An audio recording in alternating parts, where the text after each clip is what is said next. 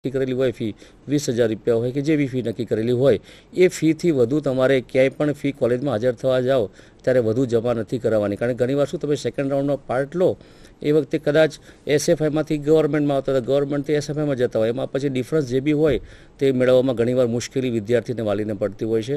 એટલે અમારી નમ્ર વિનંતી છે કે ઓરિજિનલ સર્ટિફિકેટ અને ફી નિયત કરી હોય તેનાથી વધુ ફી ક્યાંય આપવી નહીં. અને અમારા એડમિશન કમિટી દ્વારા ગ્રીવન્સ સેલ પણ છે. કંઈ પણ એવું લાગે તો કમ્પ્લેન તમે રજીસ્ટર પણ કરાવી શકો છો. ખાસ કરીને ફરી એકવાર જણાવવાનું કે આ બધી પ્રક્રિયા સમયબંધ છે. એની તારીખ અને સમય નક્કી કરેલો છે. એ તારીખ અને નક્કી કરેલા સમય પ્રમાણે જ તમારે કામગીરી કરવાની રહેશે. એવું બને છે ઘણીવાર અમારે લાસ્ટ યરના એની પહેલાં પણ ફરિયાદ આવતી હોય છે અને પછી દોડાદોડી કરતા હોય કે સાહેબ મારું ફોર્મ ભરવાનું, ઓનલાઈન ફોર્મ ભરવાનું રહી ગયું, અથવા રજિસ્ટ્રેશન કન્ફર્મ કરવાનું રહી ગયું, અથવા ચોઇસ ફિલિંગ કરવાનું મારે રહી ગયું. આવા ઘણા બધા કારણોસર ફરિયાદ કરવા આવતા હોય છે. પણ એ ફરિયાદ કે એવું કંઈ ચલાવે, કારણ કે હાલમાં 80,000થી વધુ વિદ્યાર્થીઓ જે બેઠા છે 12મા ધોરણના, એનાથી વધુ વિદ્યાર્થીઓ બધા આ પ્રક્રિયામાં ભાગ લેતા હોય છે. તમારું જ કેમ રહી ગયું, બીજાનું કેમ ના રહી ગયું. એટલે ખાસ અમે આ એડમિશન શેડ્યુલ બહુ બધા દૈનિક પત્રોમાં, બધા જ જે બી વધુ સર્ક્યુલેશન છે, ગુજરાત સમાચાર છે કે સંદેશ છે કે દિવ્ય ભાસ્કર છે, times of India, Indian express, આ બધા જ માધ્યમોમાં અમે જણાવીએ છીએ, આખો વિગતવાર પ્રોગ્રામ આપીએ છીએ. ક્યારથી તમને પિન નંબર બ્રાન્ચમાંથી કઈ બેંક, પંજાબ નેશનલ બેંકમાંથી કઈ બ્રાન્ચમાંથી ક્યાંથી મળશે, ક્યારે તમારું રજિસ્ટ્રેશન શરૂ થશે, ક્યારે પૂરું થશે, ક્યારે ચોઇસ ફિલિંગ કરવાની છે, ક્યારે મેરિટ બહાર પડશે, ક્યારે મોક રાઉન્ડ થશે, ક્યારે ફર્સ્ટ મેઇન રાઉન્ડ ચાલુ થશે, ક્યારે પૂરું થશે, ક્યારે એલોટમેન્ટ થશે, સી સફલિંગ રાઉન્ડ ક્યારે થશે અને ટર્મ ક્યારે ચાલુ થશે. બધી જ વિગતો અમે વિગતવાર છાપામાં, જાહેરાતમાં પણ આપીએ છીએ. તદુપરાંત અમારી વેબસાઇટ, જે 2 વેબસાઇટ દેખાડી હતી, એ વેબસાઇટ ઉપર પણ તમે જશો તો એમાં પણ માહિતી અપડેટ કરતા રહીએ છીએ. અમે ખાસ જોતા રહેવું અને ક્યાંય પણ ભટકાવું નહીં. જેમ હમણાં અગાઉ પણ કીધું હતું, વિપુલ માત્રામાં આપણી પાસે સીટો છે એન્જિનિયરિંગ અને ફાર્મસીની અને બીજી બધી બ્રાન્ચની કોર્સિસની પણ. એટલા માટે અનનેસેસરી અન્ય કોઈ કોટામાં ક્યાંય ફસાવું નહીં. એડમિશનની પ્રક્રિયામાં નિયમિતસર ભાગ લો. એમ ચોક્કસ તમને સીટો તમારી ચોઇસ પ્રમાણે મળી રહે, એના માટે એક સ્ટડી કરીને ચોઇસ ભરવી, એવી મારી નમ્ર વિનંતી છે. તમે બધાએ આ ભાગ લીધો તે બદલ આભાર. અને હવે કોઈ પણ પ્રશ્ન હોય તે પ્રશ્ન પણ પૂછી શકો છો. આભાર સાહેબ. હવે જુદી જુદી જગ્યાએથી ઓનલાઈન પ્રશ્નો આવવાની શરૂઆત થઈ ગઈ છે. વડનગરથી આપો. વડનગર. हाँ जी, आज TFW को ट्यूशन फी वेवर જી. हेलो. હા જી, હા, બોલો. બોલો. હા સંભળાય છે. हेलो. હા સંભળાય છે. હા, ટ્યુશન ફી વેવર ની જે માહિતી આપી એમાં 6 લાખની મર્યાદા કહી. જી. હવે ગ્રોસ આવક દાખલા તરીકે 6.5 લાખ હોય કોઈ કર્મચારીની, હવે એને બીજું કોઈ હોમ લોન ઇન્ટરેસ્ટ એવું બધું ભરતો 75,000 હોમ લોન ઇન્ટરેસ્ટ ભર્યું, તો એવું બાદ મળી શકે ખરું? સાહેબ, એ જ્યારે હું સ્લાઇડ સમજાવતો હતો ત્યારે નીચે મેં એક લીટી વાંચી લઈ કે ફોર્મ નંબર 16 કે જે કાંઈ તમે ઇન્કમ ટેક્સ રિટર્ન ભરેલું હોય, અમારે એની જરૂર નથી. અમારે તો તમારી જે આવક છે તે જે સક્ષમ અધિકારી છે તે અધિકારી પાસેથી આપની પાસે પ્રમાણપત્ર હોય એની જ જરૂર છે. જો સક્ષમ અધિકારી આ બાબતનું કન્સિડરેશન કરી અને પ્રમાણપત્ર આપી શકતા હો તો આપ ચોક્કસ TFW સ્કીમનો લાભ લઈ શકો છો. મિત્રો, એ દરમિયાનમાં બીજો પ્રશ્ન પૂછાય એ દરમિયાન હું એક વસ્તુ બીજી જણાવી દઉં. જેમ વડોદરિયા સાહેબે જણાવ્યું કે ગુજરાત રાજ્યમાં ફી રેગ્યુલેટરી કમિટી ટેકનિકલ એવી એક ફી રેગ્યુલેટરી કમિટી બનાવવામાં આવેલી છે, જેનું અધ્યક્ષ સ્થાન રિટાયર્ડ જજ સાહેબ સંભાળે છે. આ કમિટીએ રાજ્યમાં આવેલી તમામ કોર્સની તમામ સ્વનિર્ભર સંસ્થાઓની ફી નક્કી કરેલી છે. આ કમિટીનું કાર્યક્ષેત્ર છે ફી નક્કી કરવાનું. સાહેબે આપને એમ જણાવ્યું એ મુજબ ફી સમિતિ દ્વારા કોલેજોની 3 વર્ષની ફી નક્કી થઈ ગયેલી છે અને આપ એની માહિતી જે તે વેબસાઇટ પરથી, એટલે કે ફી રેગ્યુલેટરી કમિટીની વેબસાઇટ પરથી મેળવી શકો છો. પણ એમાં વધુ થોડું જણાવવું કે જે ફી નક્કી કરાયેલ છે FRC દ્વારા, એ ફીમાં તમામ ફીનો સમાવેશ થાય છે.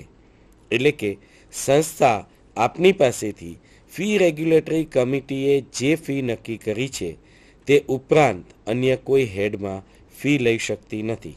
ફક્ત યુનિવર્સિટી ની જે એનરોલમેન્ટ ફી અને વખતો વખતની એક્ઝામિનેશન માટેની ફી હોય છે તે આપની પાસેથી લઈ શકે છે. એ સિવાય સ્વનિર્ભર સંસ્થા ફી રેગ્યુલેટરી કમિટીએ જે ફી નક્કી કરી છે તે સિવાય વધારાની કોઈ ફી લઈ શકતું નથી. નવસારીથી પ્રશ્ન છે. નવસારી.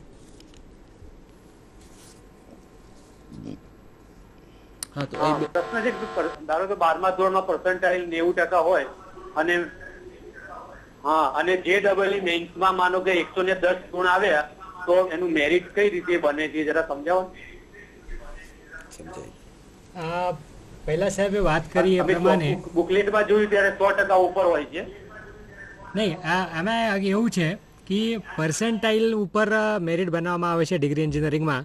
જેમ સાહેબે વાત કરી કે 60% વેટેજ જે છે એ બોર્ડના માર્ક્સનું, ફિઝિક્સ, કેમિસ્ટ્રી અને મેથ્સ આ 3 સબ્જેક્ટના થિયરીના પર્સન્ટાઇલ ગુજરાત બોર્ડના વિદ્યાર્થીઓનું જ્યારે માર્કશીટ મળશે એ માર્કશીટમાં 2 પર્સન્ટાઇલ લખેલા હશે. એક તો સાયન્સ થિયરીના પર્સન્ટાઇલ અને ઓવરઓલ પર્સન્ટાઇલ. એટલે જે પણ પર્સન્ટાઇલ બોર્ડના માર્કશીટમાં હશે થિયરીના સાયન્સના એને મલ્ટીપ્લાય બાય 0.6 કરવાનું. અને તમે જે વાત કરો છો JEE માર્ક્સની વાત કરો છો, માર્કશીટમાં તમારા સ્કોર કાર્ડમાં માર્ક્સ આવશે, પણ JEE એક્ઝામ જે છે CBSE કન્ડક્ટ કરે છે ન્યૂ દિલ્હી. અને CBSE અમને જેટલા પણ વિદ્યાર્થી, ધારો કે આ વર્ષે JEE-માં 18 લાખ વિદ્યાર્થી બેઠા છે, તમામ 18 લાખ વિદ્યાર્થીઓના પર્સન્ટાઇલ એડમિશન કમિટીને આપી દેશે. તો તમારા જે પર્સન્ટાઇલ હશે તમારા માર્ક્સ ઉપર એ પર્સન્ટાઇલ ગુણ્યા 0.4 બંનેનો સરવાળો કરો તો એ મેરિટ માર્ક થાય છે. વધારામાં પછી તમારે એવો પ્રશ્ન બી બની શકે કે મને મારા પર્સન્ટાઇલ કેવી રીતે ખબર પડે JEE-ના. તો એડમિશન કમિટીના વેબસાઇટ ઉપર જે અલગ અલગ બોર્ડમાંથી જે પર્સન્ટાઇલ આપવામાં આવે છે બોર્ડ દ્વારા, એ પર્સન્ટાઇલ્સની ડિટેલ્સ પણ એડમિશન કમિટીના વેબસાઇટ ઉપર મૂકવામાં આવે છે કે 110 માર્ક્સ કે કેટલા પર્સન્ટાઇલ બોર્ડે આપ્યા એ વિગતવાર ઇન્ફોર્મેશન ગયા વર્ષની હજુ પણ વેબસાઇટ ઉપર અવેલેબલ છે. અને નેક્સ્ટ યરની મતલબ કે આ વર્ષની જે બી ઇન્ફોર્મેશન પર્સન્ટાઇલ જે પણ બોર્ડ દ્વારા આપવામાં આવશે એ વેબસાઇટ ઉપર મૂકવામાં આવશે. એટલે પર્સન્ટાઇલ માટે આપણે બહુ ચિંતા નહીં કરવી. ટૂંકમાં કહીએ તો બોર્ડ દ્વારા પર્સન્ટાઇલ જે બી આપવામાં આવે છે એમાં બોર્ડના 3 સબ્જેક્ટના થિયરીના જે પર્સન્ટાઇલ છે એને મલ્ટીપ્લાય બાય 0.6 અને JEE-ના પર્સન્ટાઇલ જે બોર્ડ દ્વારા જ આપવામાં આવશે એના મલ્ટીપ્લાય બાય 0.4 બંનેનો સરવાળો કરો એટલે તમારો મેરિટ માર્ક્સ એન્જિનિયરિંગ માટે થઈ ગયા. ધંધુકાનો પ્રશ્ન.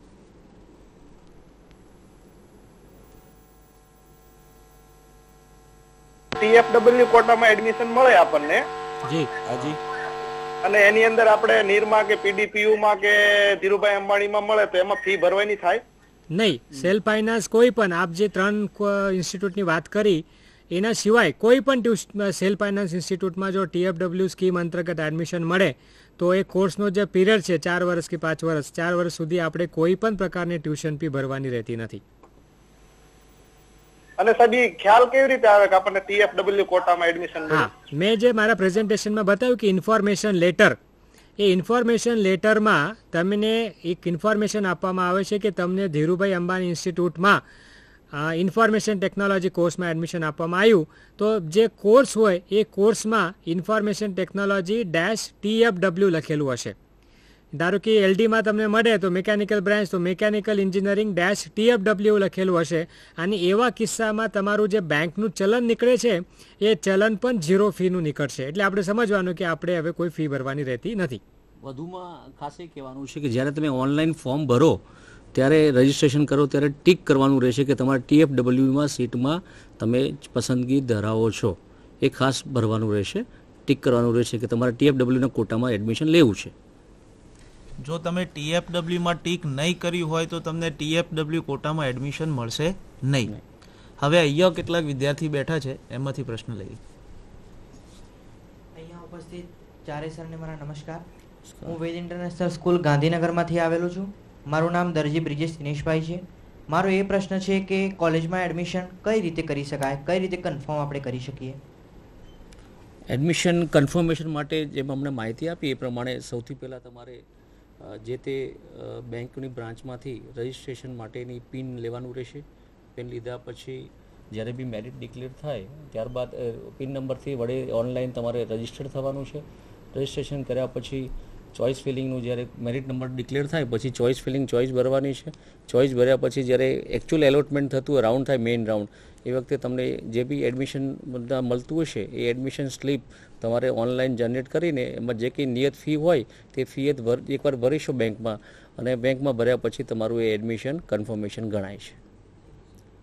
સામાન્ય રીતે શું હોય છે કે જ્યારે એલોટમેન્ટ કરવામાં આવે ત્યારે વિદ્યાર્થીનો મેરિટ ક્રમાંક, વિદ્યાર્થી કઈ કેટેગરીનો છે એ, અને વિદ્યાર્થીની ચોઇસ એને કઈ રીતે આપી છે. જેમ કે પાટીલ સાહેબે કહ્યું કે આપણને આપના મેરિટ ક્રમાંક અને કેટેગરી મુજબ માનો કે 5 નંબરની ચોઇસ ઉપર પ્રવેશ મળતો હોય તો પછી કોમ્પ્યુટર જે છે 6 નંબર ઓનવર્ડ્સની ચોઇસ જોશે જ નહીં. એટલે સાહેબે પણ આપને સલાહ આપી, અને હું પણ કહું કે આ જે ચોઇસ, પ્રાયોરિટી ઓફ ચોઇસીસ છે એ નક્કી કરવી એ ખૂબ અઘરું કામ છે. દરેક વિદ્યાર્થી અને દરેક વાલીએ પણ ઘર મેળે સાથે બેસી અને ખાસો સમય પોતાના સંતાનને અથવા વિદ્યાર્થીએ પોતાને કઈ કોલેજમાં જવું છે એના માટેની એક્સરસાઇઝ એક રફ કામમાં કરી, રફ નોટબુકમાં કરી નાખે, અને એ પછી જ્યારે જે મોડ્યુલ પર જો પોતાની ચોઇસની એન્ટ્રી કરવા જશે તો એમને ખરેખર ચોઇસ કરવી બહુ અનુકૂળ રહેશે અને એમનું પોતાનું મનગમતું એડમિશન મળી શકે એમ છે. નવસારીનો પ્રશ્ન.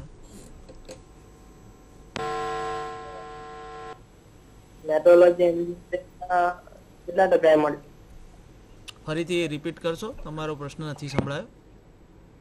મેટ્રોલોજીમાં કેટલા ટકા ઓપન મળે?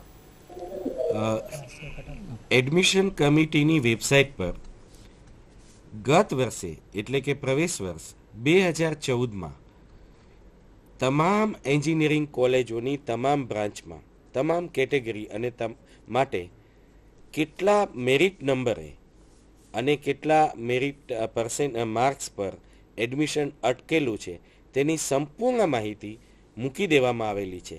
મારી આપને સલાહ પડે છે કે આપ અહીંથી બહાર ગયા બાદ એડમિશન કમિટીની વેબસાઇટ પર અચૂક વિઝિટ કરજો, અને ત્યાં આપને આપના એક સબ્જેક્ટની નહીં, મેટોલોજીની પણ તમામ કોલેજોની તમામ બ્રાન્ચમાં કયા માર્કે પ્રવેશ અટકેલો છે ગત વર્ષે એની સંપૂર્ણ માહિતી એન્જિનિયરિંગ અને ફાર્મસી કોર્સીસ માટે મળી જશે. નડિયાદનો પ્રશ્ન છે. નડિયાદ. હા બોલો. અમને બી ગ્રુપ વિશે માહિતી આપો ને. બી ગ્રુપ વિશે કઈ માહિતી? એટલે બી ગ્રુપ એડમિશન માટે. Admission committee four professional courses દ્વારા જે ડિગ્રી અને ડિપ્લોમા ફાર્મસીના એડમિશન્સ છે તેની અંદર વિદ્યાર્થીને જો રસ હોય તો બી ગ્રુપનો વિદ્યાર્થી પણ તેમાં એપ્લાય કરી શકે છે અને તેમને આ વિદ્યા શાખાઓમાં પ્રવેશ admission committee four professional courses દ્વારા અપાય છે. બી ગ્રુપના વિદ્યાર્થીઓ માટે ફાર્મસી સિવાયની અન્ય વિદ્યા શાખાના પ્રવેશ માટે અલગ કમિટી અસ્તિત્વ ધરાવે છે, અને એ કમિટી જ આપને સચોટ માર્ગદર્શન આ બાબતનું આપી શકે. રાજકોટનો પ્રશ્ન.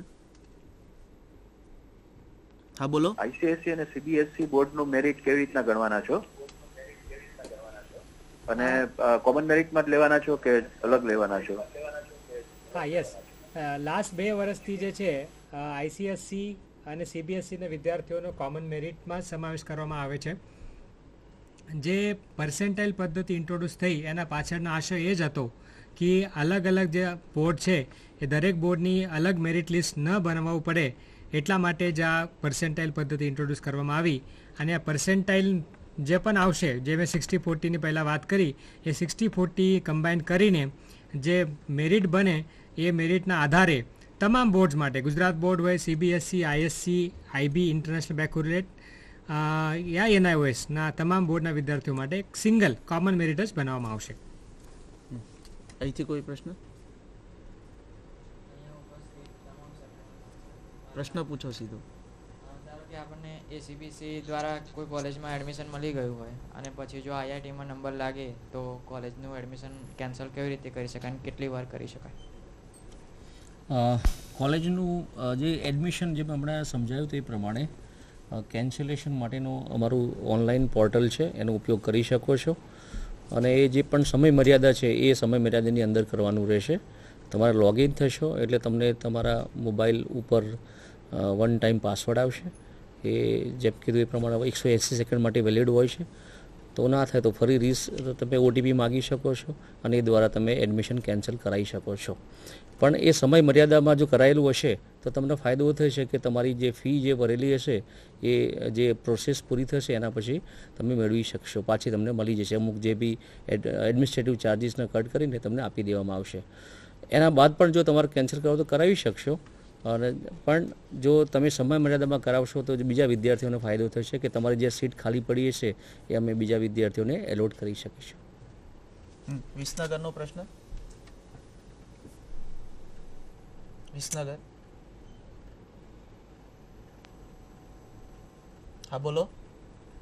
Okay, hello. હા બોલો. હા સર, સૌથી પહેલા તો આ જે એડમિશન પ્રોસેસમાં નંબર ઓફ રાઉન્ડ્સ કેટલા છે એ સર જાણવું છું. નંબર ઓફ રાઉન્ડ આમ જો કરીએ તો શરૂઆતમાં પ્રેક્ટિસ રાઉન્ડ હોય છે, એને મોક રાઉન્ડ કહેવાય છે. એના પછી એક રાઉન્ડ, એના પછી પહેલો રાઉન્ડ સ્ટાર્ટ થઈને ફર્સ્ટ મેઇન રાઉન્ડ કહેવાય છે. એના પછી જે પ્રમાણે જરૂરિયાત હોય એ પ્રમાણે બીજો એક રાઉન્ડ કરીએ છીએ.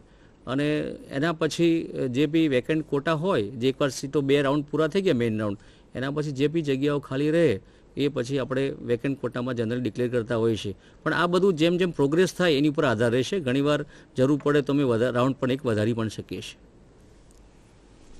રાજકોટનો પ્રશ્ન. પટેલ બોલું છું. પાટીલ સાહેબ નમસ્કાર. નમસ્કાર. તમારો અવાજ બરાબર નથી આવતો. હાલો. હા હા બોલો. આપણે જે જણા માટે ફરીથી ચોઈસ આપવામાં આવે છે તો પ્રથમ રાઉન્ડમાં તો પૂછતી વખતે બીજી વખતે જ્યારે આપણે લેવું તો નવેસરથી ચોઈસ આપવામાં આવે છે. હા, હવે હું પ્રશ્ન એવું સમજો છો કે નેક્સ્ટ રાઉન્ડમાં તમે પાર્ટિસિપેટ કરો તો નવેસરથી ચોઈસ આપવી કે કેમ. ફરી એકવાર વિસ્તારથી કહી દઉં કે સરે જે અત્યારે વાત કરી કે એક મોક રાઉન્ડ વિશેની આપણે ચર્ચા કરવાની રહી ગઈ. મોક રાઉન્ડ એટલે પ્રેક્ટિસ રાઉન્ડ છે. પ્રેક્ટિસ રાઉન્ડ વખત યા મોક રાઉન્ડ વખત તમે ચોઇસીસ આપો છો સૌથી પહેલાં. અને ખાસ ધ્યાન રાખજો કે મોક રાઉન્ડ જે છે એ ફક્ત પ્રેક્ટિસ માટે છે. ઘણા હાયર મેરિટના વિદ્યાર્થી એમાં પાર્ટિસિપેટ કરતા નથી. એટલે એવું થાય છે કે મોક રાઉન્ડમાં એડમિશન મળી જાય એટલે વિદ્યાર્થી નેક્સ્ટ રાઉન્ડમાં